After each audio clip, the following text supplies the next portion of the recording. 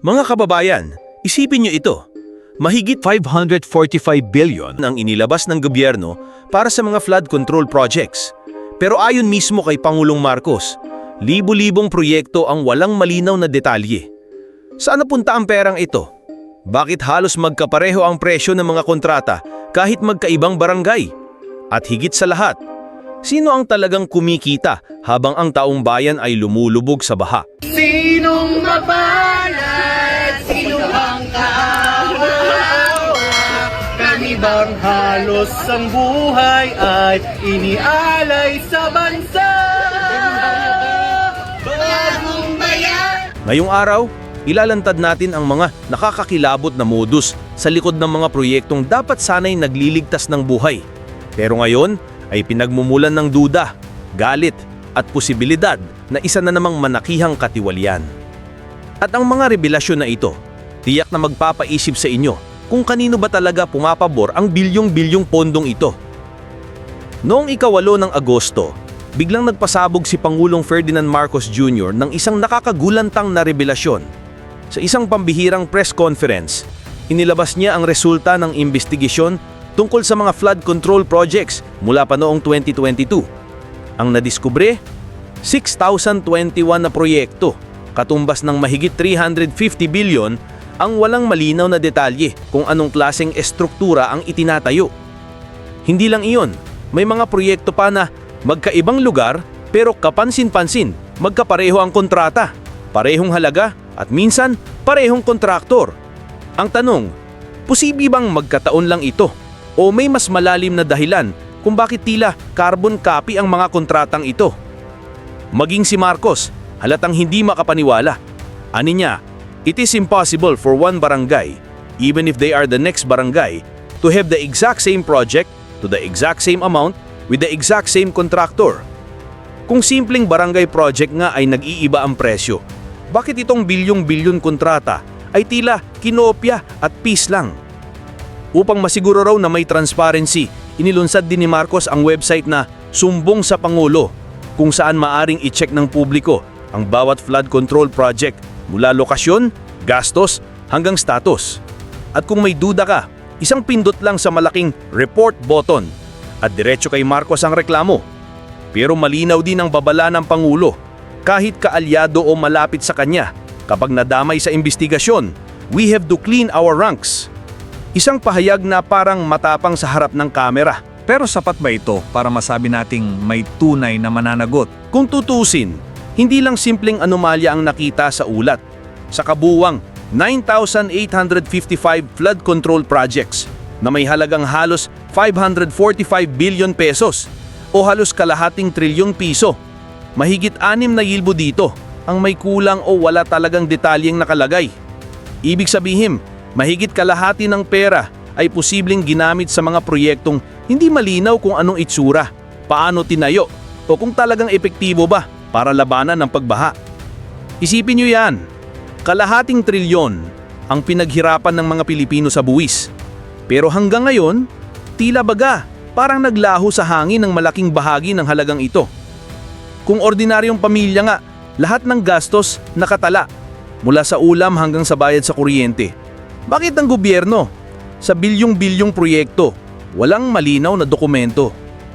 At sa isang punto, mismong si Marcos na ang umamin, this probe could affect even those close to me.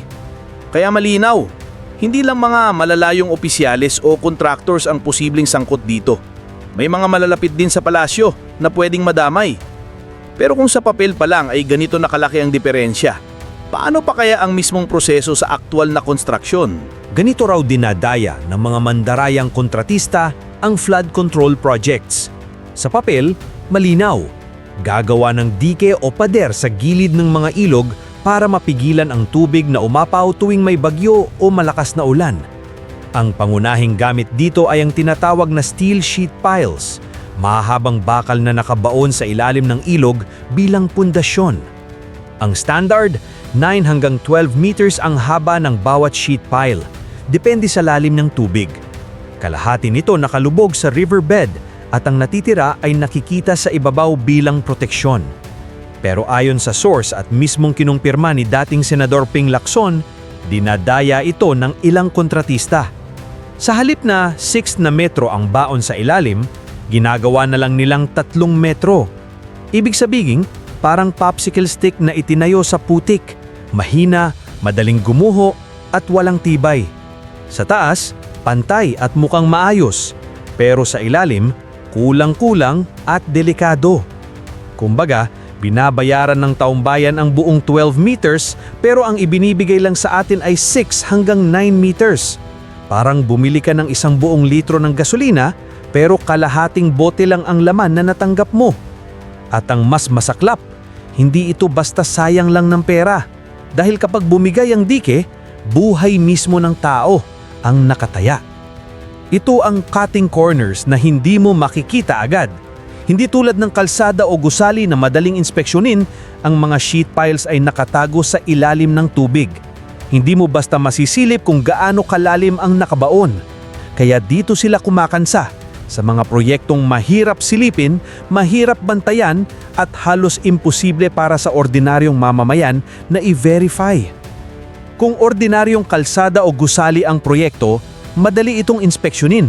Kita agad kung kulang ang semento, manipis ang asfalto o mumurahin ang materyales. Pero pagdating sa flood control projects, ibang usapan na. Bakit? Dahil ang mismong pundasyon ng proyekto, yung sheet piles ay nakabaon sa ilalim ng tubig, sa pinakailalim ng ilog. Walang inspektor na basta-basta sisisid at huhukayin ng riverbed para sukatin kung tama ba ang lalim ng nakabaong bakal. Sa madaling salita, nasa blind spot ng publiko at gobyerno ang mismong critical part ng proyekto. Ang nakikita lang ng mga tao ay ang pader sa gilid ng ilog, pantay, tuwid at tila matibay. Pero ang hindi nakikita, doon nagaganap ang tunay na daya. Kaya kahit pa sabihin ng kontratista na kumpleto at standard ang materyales, mahirap itong pabulaanan. Ang resulta, binabayaran ng gobyerno ang 12 meters pero ang nailalagay lang ay 6 o 9 meters.